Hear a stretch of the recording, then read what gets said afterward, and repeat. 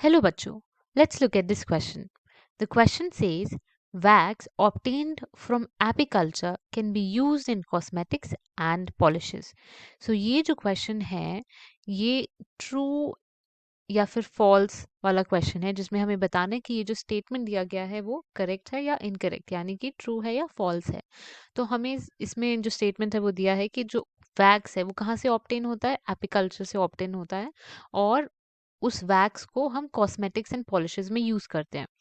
तो इसके लिए हमें की कॉन्सेप्ट क्या पता होना चाहिए. की कॉन्सेप्ट हमारा की कॉन्सेप्ट है कि एपिकल्चर क्या होता है. एपिकल्चर. सो हमें पता है कि एपिकल्चर को हम और क्या बोलते हैं. एपिकल्चर बी कीपिंग होती है. B keeping. सो एपिकल्चर में हमें दो प्रोडक्ट्स मिलते हैं. एक होता है हनी और दूसरा होता है बी वैक्स. सो हमें पता है हनी के क्या फंक्शंस होते हैं. हम उसे कॉस्मेटिक्स में यूज करते हैं और वो एडिबल भी होता है. लेकिन बी वैक्स के क्या फंक्शन है. तो बी वैक्स जो है वो मल्टी फंक्शनल होता है. Multi functional.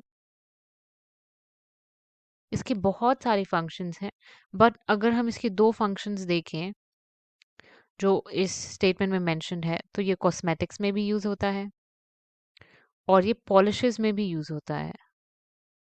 सो कॉस्मेटिक्स में हम इसे किस चीज़ में यूज़ कर सकते हैं. बी वैक्स को हम लोशंस में यूज़ करते हैं या क्रीम्स में यूज़ करते हैं क्योंकि ये मॉइस्चराइज करता है वैक्स.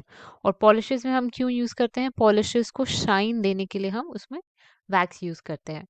सो इसका मतलब क्या हुआ कि ये जो स्टेटमेंट है वो ट्रू है. राइट. सो हमारा फाइनल आंसर क्या है.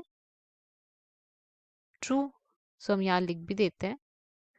फाइनल आंसर है ट्रू.